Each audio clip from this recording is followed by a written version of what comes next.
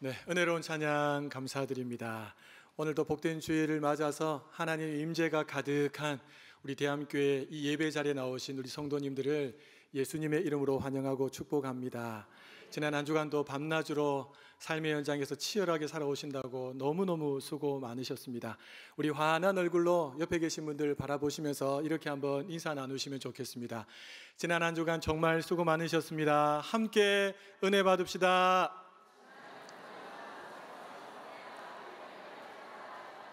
네, 우리 축복의 쌍권총을 꺼내셔서 한번 더 인사하도록 하겠습니다. 예수님 안에서 오늘 날씨보다 더 밝고 환한 삶을 사시기를 축복합니다.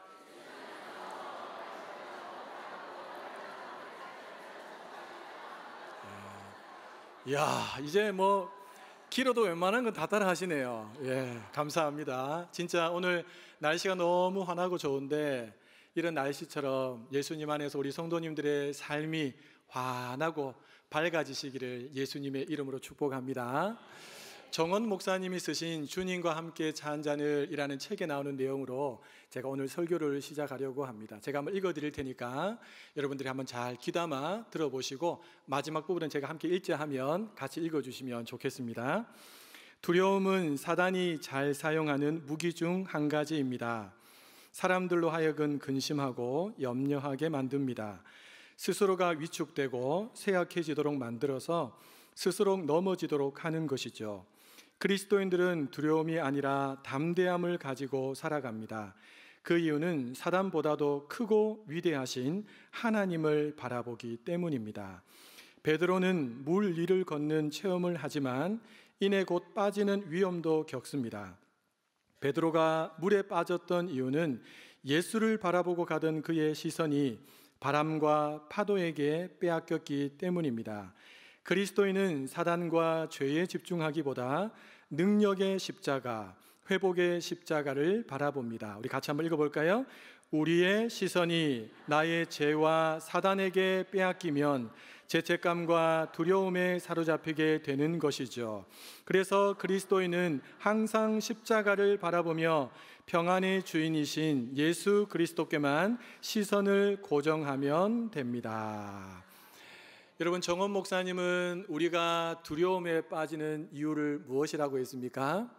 우리의 시선 처리를 잘못하기 때문이다 라고 했습니다. 우리의 시선을 죄와 사단에게 고정하고 살면 두려움에 빠질 수밖에 없지만 평안의 주인이신 주님께 시선을 고정하고 살면 두려움을 떨쳐내는 믿음의 삶을 살아갈 수 있다라고 했습니다.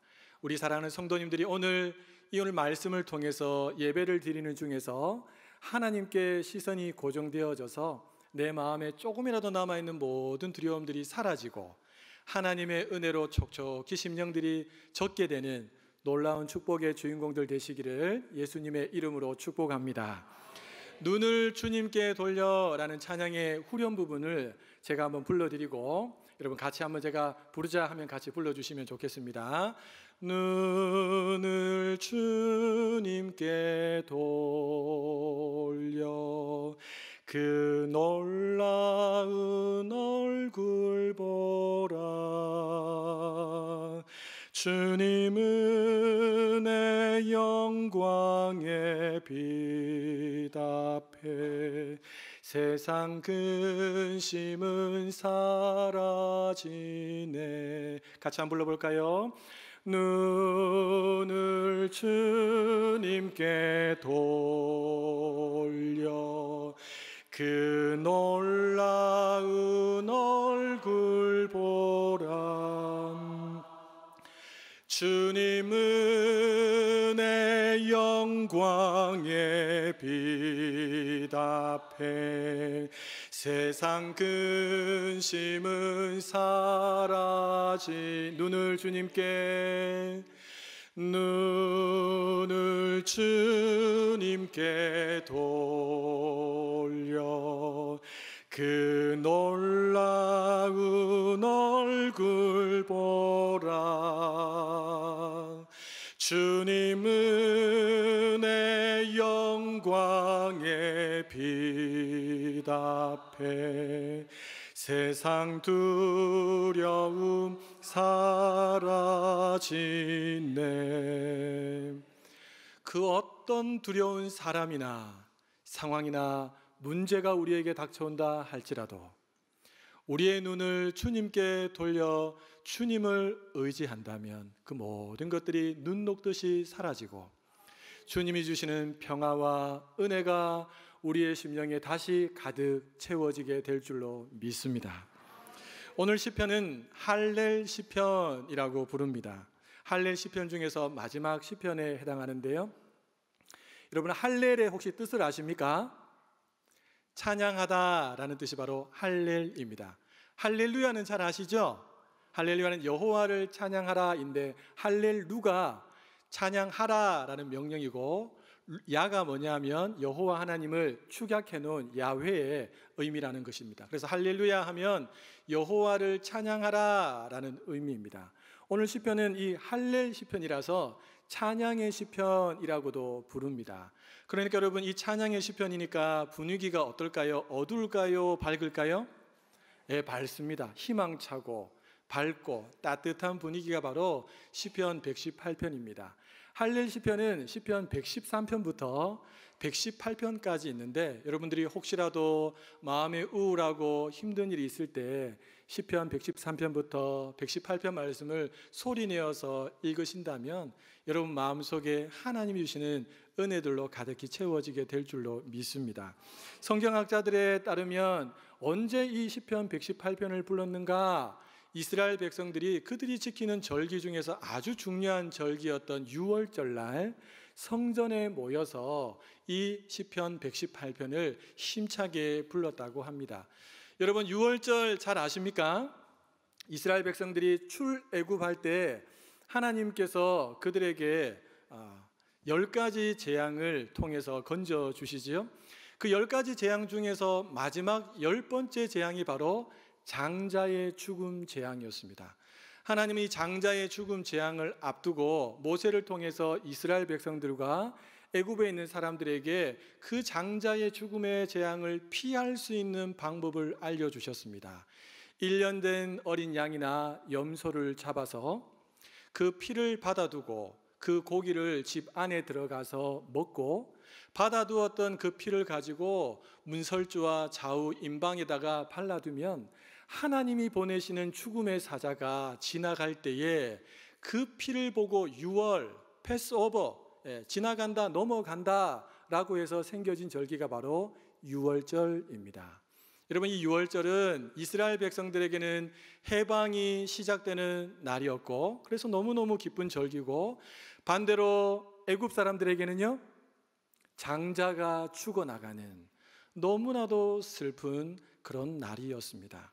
바로 이 유월절을 기념하여 지킬 때마다 하나님은 이스라엘 백성들이 성전에 나와서 시편 118편을 부르면서 인생의 여러 가지 많은 두려움, 염려, 애국과 같은 거대한 문제 앞에서 어찌할 수 없는 나 자신을 바라보는 것이 아니라 이 시편을 부르면서 그 애굽에서 구원해 내셨던 여호와 하나님, 그분을 찬양하면서 그분께 시선을 돌림으로 다시 일어설 수 있는 힘을 가지게 해주신 것입니다. 오늘날 우리에게 적용한다면 어떻게 적용할 수 있을까요? 여러분, 우리는 하나님의 은혜로 예수 그리스도를 믿음으로 모든 제 문제를 해결받고 자유와 해방의 기쁨을 맛본 하나님의 자녀인 줄로 믿습니다. 하나님이 이런 우리를 위해서 예수님께서 부활하셨던 그 부활절이 주일 아닙니까? 이 주일날 함께 모여서 예배드리게 하심으로 한 주간 세상을 살면서 받은 은혜를 잊어버리고 놓치고 살다가 두려움과 염려 가운데 짓눌려 살던 우리가 함께 모여 구원의 하나님을 찬양하고 노래하는 중에 우리의 마음속에 있는 모든 문제를 깨끗하게 씻어내시고 도리어 하나님을 바라봄으로 하나님이 주시는 위로와 평안과 기쁨을 얻게 하시는 날, 그날이 바로 이 복된 주일인 줄로 믿습니다. 그렇기 때문에 여러분, 주일은 어떻게 보면 세상을 향했던 우리의 시선을 하나님께로 돌리는 그런 복되고 소중한 시간이 바로 주일인 줄로 믿습니다. 사랑하는 여러분, 오늘 시편은 왜 우리가 하나님만을 의지하며 살아가야 하는가? 왜 하나님만을 의지하고 살아가야 하는가에 대해서 우리에게 답을 줍니다. 오늘 이 시편 말씀을 나누는 중에 하나님 외에 내가 붙들고 있던 모든 것들을 다 내려놓고 온전히 하나님 한 분만으로 만족하고 하나님 한 분만을 힘껏 붙드시는 우리 모든 성도님들 되시기를 예수님의 이름으로 축복합니다. 왜 우리는 하나님만을 의지해야 할까요? 우리 첫째 같이 한번 읽어보겠습니다. 두려움이 사라지기 때문입니다. 우리 6절과 7절 말씀을 화면을 보시면서 함께 읽겠습니다. 여호와는 내 편이시라. 내가 두려워하지 아니하리니 사람이 내게 어찌할까? 여호와께서 내 편이 되사 나를 돕는 자들 중에 계시니 그러므로 나를 미워하는 자들에게 보응하시는 것을 내가 보리로다. 아멘. 여러분, 시인은 여호와는 내 편이십니다. 그래서 나는 두렵지 않습니다 라고 말합니다. 여러분, 이 말씀을 오해하시면 안 됩니다.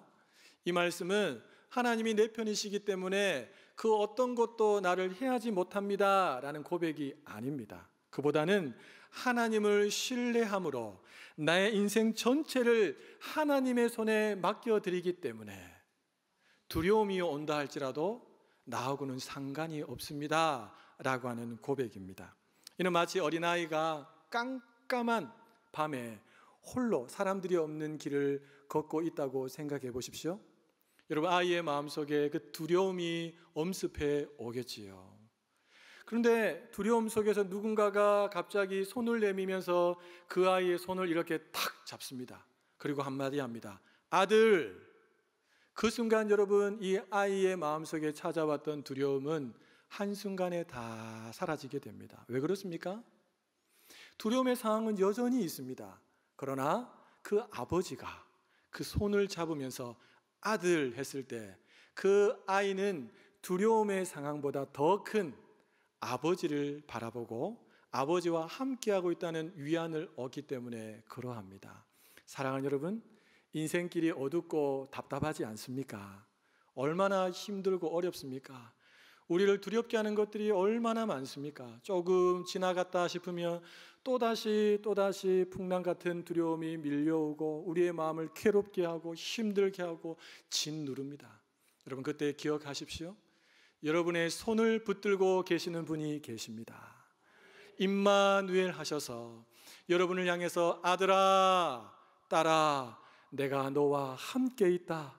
내가 너를 고아처럼 버려두지 않고 내가 늘 너와 함께 한다 라고 하는 이 주님께 시선을 고정하시고 그 주님의 음성에 다시 귀 기울이신다면 두렵고 떨리는 우리에게 찾아오는 모든 환경들이 우리를 어찌할 수 없고 도리어 주님 때문에 참된 만족과 평화와 기쁨을 누리게 될 줄로 믿습니다.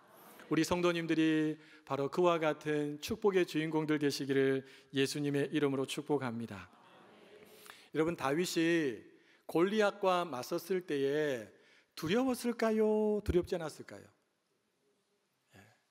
다윗도 사람입니다. 그렇죠? 얼마나 두려웠겠습니까? 엄청나게 큰 장신이 무장을 하고 자신 앞에 딱 서 있을 때 아마 압도되는 두려움이 다윗의 마음에도 찾아왔을 것입니다. 그러나 다윗은 당당하게 맞섰습니다. 그 이유가 무엇인 줄 아십니까? 우리 사무엘상 17장 말씀을 화면을 보시면서 같이 한번 읽어보겠습니다. 오늘 여호와께서 너를 내 손에 넘기시리니 내가 너를 쳐서 내 목을 베고 블레셋 군대의 시체를 오늘 공중에 세워 땅의 들짐승에게 주어 온 땅으로 이스라엘의 하나님이 계신 줄 알게 하겠고 또 여호와의 구원하심이 칼과 창에 있지 아니함을 이 무리에게 알게 하리라.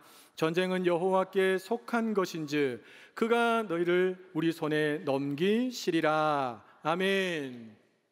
여러분, 다윗은 거대한 블레셋 장군이었던 골리앗 앞에 지금 서 있습니다.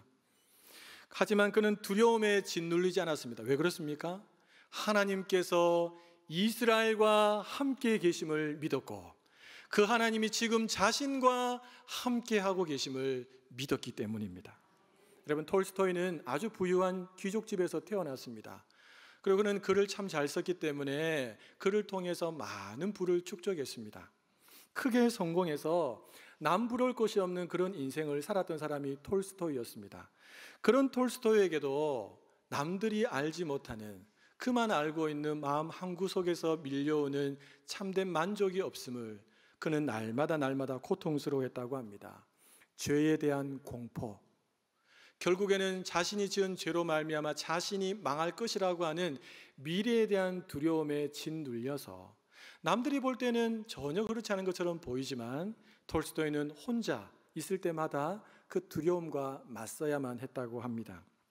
그러던 어느 날 이 톨스토이가 한적한 시골길을 걸어가다가 우연히 아주 평화로워 보이는 농부 한 사람을 만나게 됩니다. 농부에게 다가가서 톨스토이가 이렇게 묻습니다. 당신 참 평화로워 보이는데 당신의 평화로움의 비결은 무엇입니까? 저에게 좀 알려주십시오. 그러자 이 농부가 톨스토이에게 이렇게 대답했다고 합니다. 저는 항상 저와 함께 하시는 하나님을 의지하고 삽니다. 그랬더니 하나님께서 제 마음속에 평화를 주시고 기쁨을 주셨습니다. 여러분, 톨스토이가 그 농부가 던지는 그 짧은 그 말을 듣고 마음에 큰 충격을 받습니다. 하나님이 정말 이런 만족과 평화를 주실 수 있나? 머리로만 알고 있었던 그 하나님을 자신도 정말 경험하고 싶었습니다. 그래서 이 톨스토이가 성경을 펼치기 시작했고 성경을 읽어 내려가면서 성경에서 말하는 하나님, 그분이 얼마나 크고 얼마나 사랑이 많으신 분이신지를 찾아내어 또 찾아내어 믿고 고백하고 그 하나님을 자신의 마음 깊은 곳에 참된 주인으로 모셔드리게 되었다고 합니다. 그 순간부터 그 마음속에는 죄에 대한 공포와 미래에 대한 두려움이 다시는 찾아오지 않았다고 합니다. 사랑하는 여러분, 여러분은 어떻습니까? 톨스토이와 같이 정말 살아계신 하나님, 능력의 하나님, 그 사랑의 하나님을 날마다 의지하며 살아가십니까? 아니면 머리로만 그래 하나님을 의지해야지 그러라고 하던데 그러면서 다시 세상에 들어가면 여전히 내 경험, 내 지혜, 주변에 좀 커 보이는 사람, 또 물질을 의지하고 살다가 낙심하고 두려움에 빠지지는 않습니까? 소망하기를 여러분 정말 진실로 하나님을 의지하시기를 부탁합니다.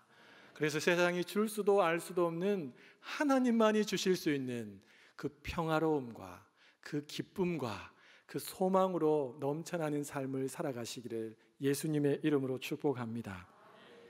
왜 우리는 하나님만을 의지하며 살아가야 할까요?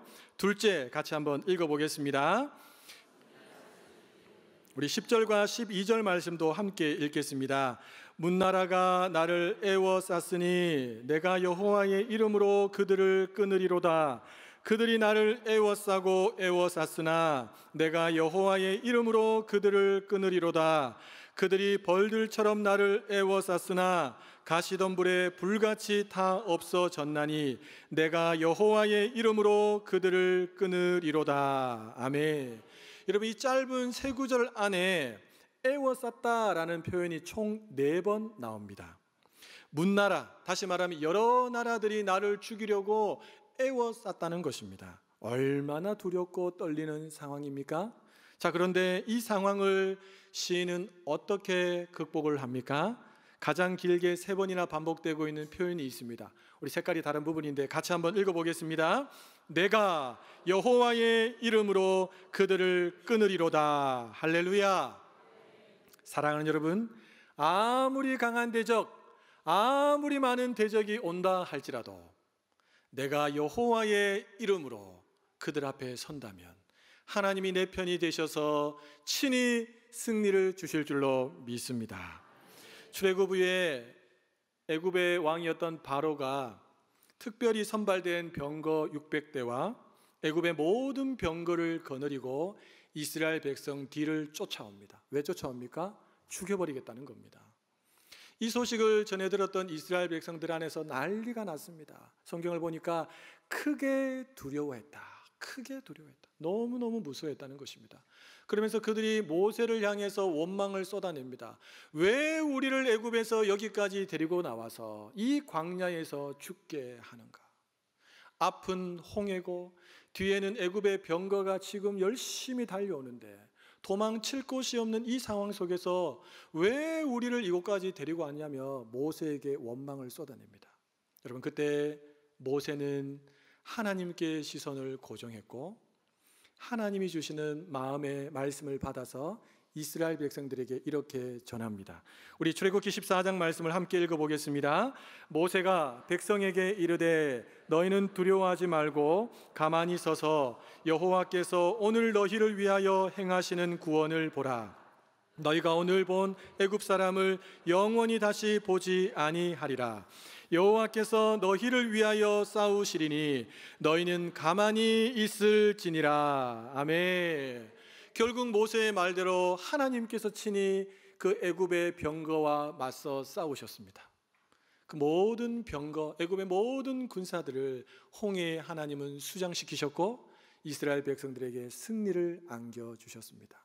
사랑하는 여러분, 이 승리를 위해서 이스라엘 백성들이 한 일이 있습니까? 하나도 없습니다. 하나님께서 친히 승리를 주신 줄로 믿습니다. 사랑하는 여러분, 시편 기자의 고백처럼 여러 나라 여러 대적들이 벌들처럼 나를 애워싸고 또 애워싼다 할지라도 내가 하나님께 시선을 고정하고 여호와의 이름으로 당당하게 믿음으로 맞서면 하나님이 우리에게도 승리를 주실 줄로 믿습니다. 우리 하나님은 여러 나라들보다 훨씬 더 크고 훨씬 더 강한 분이심을 믿으시기를 바랍니다. 이 하나님을 온전히 의지하심으로 날마다 승리하시는 우리 성도님들 되시기를 예수님의 이름으로 축복합니다. 왜 하나님만 의지해야 될까요? 우리 복습해 보겠습니다. 첫째, 두려움이 사라지기 때문입니다. 둘째, 승리할 수 있기 때문입니다. 셋째, 승리의 노래를 부르기 때문입니다. 우리 13절과 14절 말씀도 함께 읽어보겠습니다. 너는 나를 밀쳐 넘어뜨리려 하였으나 여호와는 나를 도우셨도다. 여호와는 나의 능력과 찬송이시요 또 나의 구원이 되셨도다. 할렐루야. 사랑하는 여러분, 두려움이 나에게 찾아올 때 내 편 되시는 하나님께 나아가고 그분을 붙든다면 두려움이 사라지고 승리가 오고 승리의 노래를 부르게 될 줄로 믿습니다. 여러분, 홍해를 건넌 이후에 애국 군대가 자신들의 눈앞에서 수장되는 것을 지켜봤던 모세와 이스라엘 백성들이 함께 승리의 노래를 하나님께 올려드립니다. 출애굽기 15장에 나오는데요, 그 노래의 일부분을 우리 같이 한번 읽어보도록 하겠습니다. 여호와여, 주의 오른손이 권능으로 영광을 나타내시니이다. 여호와여, 원수를 부수시니이다. 주께서 주의 큰 위엄으로 주를 거스르는 자를 엎으시니이다. 주께서 진노를 발하시니 그 진노가 그들을 지푸라기 같이 사르니이다. 할렐루야. 그 강력한 대적들을 지푸라기 같이 하나님께서 살라버리셨다라고 하면서 하나님을 찬양하고 있습니다. 사랑하는 여러분, 하나님만 의지하면 승리의 노래를 부를 수 있습니다. 그리고 또 하나, 승리하기 전에 우리가 미리 하나님께 승리를 주실 줄 믿고 찬양하면 하나님 우리에게 놀라운 승리도 안겨주실 줄로 믿습니다. 바울과 실라가 복음을 전하다가 귀신 들린 사람을 고쳐주었다는 이유로 빌립보 감옥에 갇힙니다.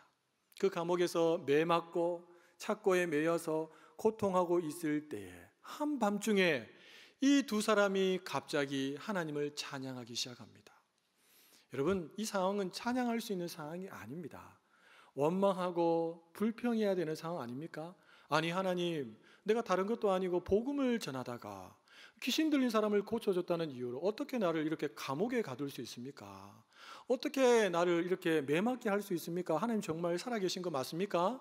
내가 복음 전하면 하나님께서 기뻐하시면서 사람들의 마음이 열리고 다 예수 믿게 하고 그렇게 해야 되는 것 아닙니까? 라고 얼마든지 불평할 수 있지만 바울과 실라는 자신들이 알지 못하는 하나님의 크고 놀라운 뜻이 여전히 있음을 믿고 하나님을 찬양합니다. 여러분, 그 찬양의 소리가 온 옥토를 뒤덮습니다. 하나님이 한밤중에 그 찬송 소리를 들으시고 하나님이 큰 지진을 일으키셔서 옥문을 여시고 착고를 푸셔서 그들에게 참된 자유를 안겨주셨습니다.